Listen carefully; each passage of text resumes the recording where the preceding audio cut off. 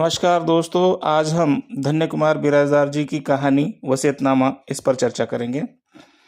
धन्य कुमार बिराजदार जी की कहानी वसीयतनामा समकालीन समाज के भीतर पनप रही संवेदनहीनता, स्वार्थपरता और रिश्तों के क्षरण की एक मार्मिक और विचारोत्तेजक अभिव्यक्ति है। यह कहानी केवल एक वृद्ध पिता और उसकी संतान के बीच के संबंधों की कथा नहीं है, बल्कि यह हमारे समय की मानसिकता का दस्तावेज है, जिसमें धन की चमक ने मनुष्यता की रोशनी को धूमिल कर दिया है। कहानी की मूल संवेदना इसी विडंबना से जन्म लेती है, जहाँ जीवन भर परिवार के लिए समर्पित रहा व्यक्ति अपने ही घर में पराया बना दिया जाता है, और जहाँ रक्त संबंधों से अधिक मूल्य उस व्यक्ति को मिलता है जो मानवता को समझता है। कहानी के केंद्र में वल्लभदास है, 75 वर्ष के एक वृद्ध, जिन्होंने अपने परिश्रम, ईमानदारी और दूरदर्शिता से न केवल अपना व्यापार खड़ा किया, बल्कि अपने परिवार को समृद्ध जीवन दिया है। उन्होंने जीवन भर संघर्ष किया, परिवार को सुरक्षित भविष्य दिया, समाज के प्रति अपने दायित्वों का निर्वहन किया और अपने श्रमिकों को भी परिवार का हिस्सा माना। उनके व्यक्तित्व में आत्मसम्मान, उदारता और मानवता का अद्भुत संतुलन है। वे उन लोगों में से है जो मानते हैं कि धन साधन है, साध्य नहीं। परंतु विडंबना यह है कि जिन मूल्यों को उन्होंने अपने जीवन में सर्वोपरि रखा, वही मूल्य उनके अपने घर में अप्रासंगिक हो जाते हैं। वल्लभदास की संतानें रमेश और नागेश और समीक्षा 3 अलग-अलग प्रवृत्तियों का प्रतिनिधित्व करती हैं। दोनों बेटे उस मानसिकता के प्रतीक हैं जो माता-पिता को व्यक्ति नहीं बल्कि संपत्ति का स्रोत मानती है। उनके लिए पिता की उपस्थिति का अर्थ है भविष्य में मिलने वाली विरासत। वे पिता की सेहत, भावनाओं या अकेलेपन की चिंता नहीं करते। उनकी चिंता केवल इस बात को लेकर है कि संपत्ति का बंटवारा किस प्रकार होगा और किसे कितना हिस्सा मिलेगा। इसके विपरीत बेटी समीक्षा में लालच का अभाव है। वह पिता के व्यापार में सक्रिय योगदान देती है और अपनी मेहनत से उसे आगे बढ़ाती है। फिर भी पारिवारिक सोच और पितृसत्तात्मक दृष्टिकोण के कारण बेटों को ही संपत्ति का स्वाभाविक अधिकारी माना जाता है।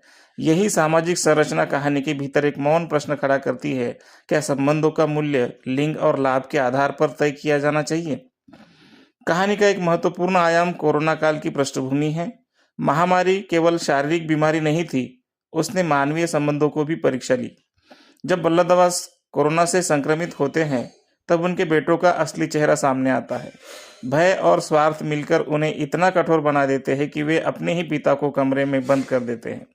न दवा, न उपचार, न स्नेह, केवल उपेक्षा।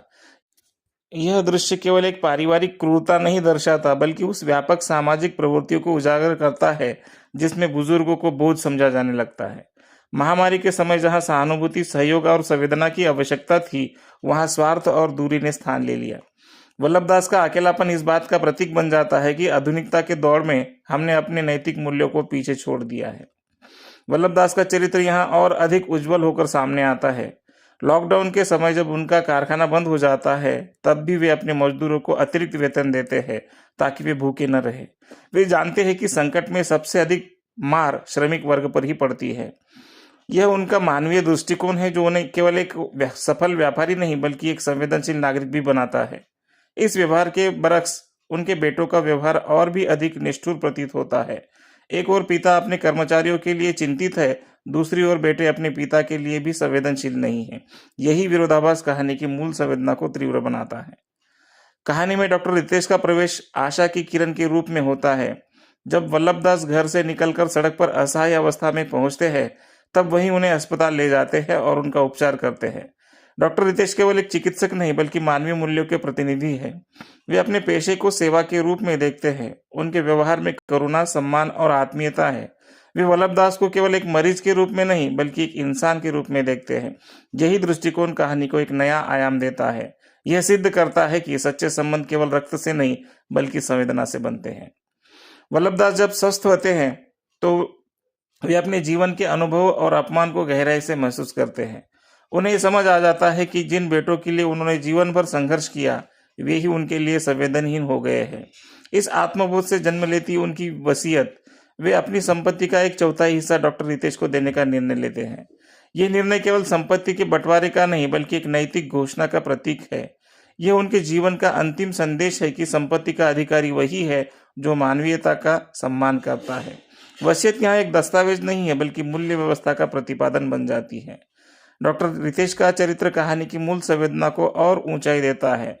जब वे इस हिस्से को स्वीकार करने से इनकार कर देते हैं, उनका कहना है कि उन्होंने जो किया वह मानवता के नाते किया, किसी लाभ की अपेक्षा से नहीं। यह क्षण कहानी का नैतिक शिखर है। यहाँ लेखक यह स्थापित करते हैं कि सच्ची सेवा का मूल्य धन से नहीं आंका जा सकता। डॉक्टर रितेश का त्याग यह स्पष्ट करता है कि मानवता आज भी जीवित है, भले ही वह कम दिखाई देती हो। कहानी का अंत अत्यंत दुखद है। जब डॉक्टर रितेश वसीयत लेकर वल्लभदास के घर पहुंचते हैं तो दोनों बेटे अपने स्वार्थ में इतने अंधे हो जाते हैं कि उन्हें पीट पीट कर अधमरा कर देते हैं। उनके लिए वसीयत का कागज ही सबसे महत्वपूर्ण है। यह दृश्य मानवीय पतन की पराकाष्ठा है। अंततः डॉक्टर रितेश की मृत्यु हो जाती है। यह मृत्यु केवल एक व्यक्ति की नहीं, बल्कि उस मानवता की प्रतीकात्मक मृत्यु है जिसे बचाने की आवश्यकता थी। वसीयत का कागज बचा रह जाता है, पर रिश्तों की गरिमा और संवेदना समाप्त हो जाती है। वसीयतनामा की मूल संवेदना इसी त्रासदी में निहित है। यह कहानी हमें झकझोरती है और पूछती है कि क्या वास्तव में धन ही जीवन का अंतिम सत्य है? क्या माता पिता केवल संपत्ति बांटने के माध्यम है? क्या आधुनिकता का अर्थ संवेदनहीनता है? लेखक इन प्रश्नों के माध्यम से पाठक के अंतर्मन को संबोधित करते हैं। कहानी का संदेश स्पष्ट है। धन अस्थायी है, परंतु प्रेम और सम्मान, सहानुभूति स्थायी मूल्य है। यदि वे नष्ट हो जाए तो समाज केवल बाहरी रूप से समृद्ध दिख सकता है, भीतर से वह खोखला हो जाता है। यह कहानी बुजुर्गों की उपेक्षा की समस्या को रेखांकित करती है। आज के समय में संयुक्त परिवारों का विघटन, एकल परिवारों की बढ़ती प्रवृत्ति और आर्थिक महत्वाकांक्षाएं रिश्तों के बीच दूरी पैदा कर रही है। माता पिता जिन्होंने अपने बच्चों के लिए सब कुछ त्याग दिया, वृद्धावस्था में अकेले पड़ जाते हैं। वसीयतनामा इस यथार्थ को बिना किसी अलंकरण के सामने रखती है। यह पाठक को केवल दुखी नहीं करती, बल्कि उसे आत्ममंथन के लिए प्रेरित करती है। वल्लभदास का जीवन एक आदर्श का प्रतीक है, कर्तव्यनिष्ठा, उदारता और संवेदनशीलता का प्रतीक है। उनके बेटों का व्यवहार एक चेतावनी है। स्वार्थ और लालच अंततः विनाश की ओर ही ले जाते हैं। डॉक्टर रितेश का चरित्र आशा का प्रतीक है। मानवता अभी पूरी तरह से मरी नहीं है। इन तीनों के माध्यम से कहानी एक त्रिकोण रचती है, जिसमें मूल्य, पतन और आशा का संतुलन दिखाई देता है। यही संतुलन इसकी मूल संवेदना को गहराई प्रदान करती है। अंततः कहा जा सकता है कि सच्ची वसीयत धन की नहीं, बल्कि मूल्यों की होती है। यदि हम अपने बच्चों को प्रेम, सम्मान और संवेदनशीलता की शिक्षा दे सके तो वही सबसे बड़ी विरासत होगी। धन का बंटवारा परिवार को तोड़ सकता है, परंतु मानवीयता उसे जोड़ सकती है।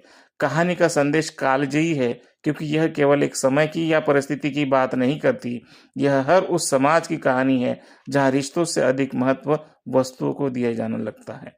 धन्यवाद।